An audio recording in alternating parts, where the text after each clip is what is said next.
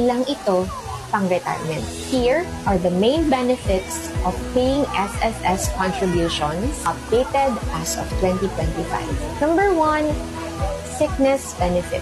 Kapag di ka makapagtrabaho dahil sa sakit or injury, may daily cash allowance ka for up to 120 days per year. Basta at least may 3 hulog in the last 12 months before the semester of sickness. Number 2, maternity benefit. Sa mga soon-to-be moms, may maternity leave cash benefits ka for up to 105 days. Paid. Yes, girl, paid. Kailangan lang may at least 3 hulog din in the last 12 months. Number 3, disability benefit.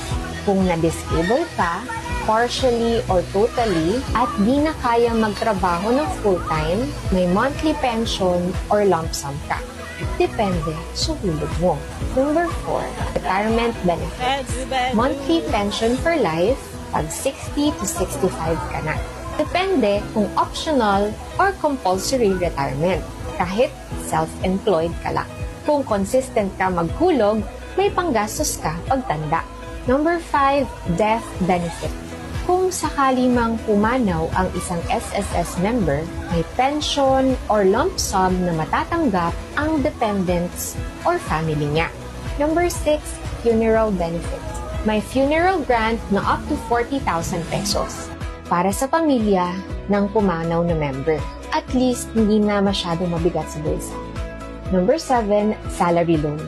Kapag may emergency, pwede kang mag-apply ng low-interest salary loan kung active ka na naguhulog for at least 36 months. Number 8, unemployment benefits. O kung bigla kang nawala ng trabaho due to retrenchment, redundancy, or iba pa, may cash assistance ka up to 2 months. Laking tulong, no?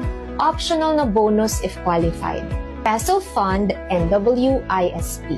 Para sa mga gusto mag-invest sa extra retirement savings. Pwede kang maghulog sa Peso Fund o WISP or Workers Investment and Savings Program na may guaranteed earnings.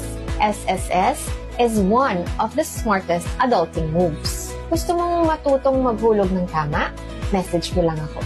Comment SSS hacks para malaman mo kung ano pa yung iba pang benefits ng SSS na baka hindi mo na ma-maximize. Share mo na rin ito sa mga ka-work at mga beshi mo kasi baka hindi nila alam na ganito pala ang features ng SSS membership. Kasi kahit ako noon, akala ko pension ko lang siya pag nag-retire. Kung consistent kang naguhulog sa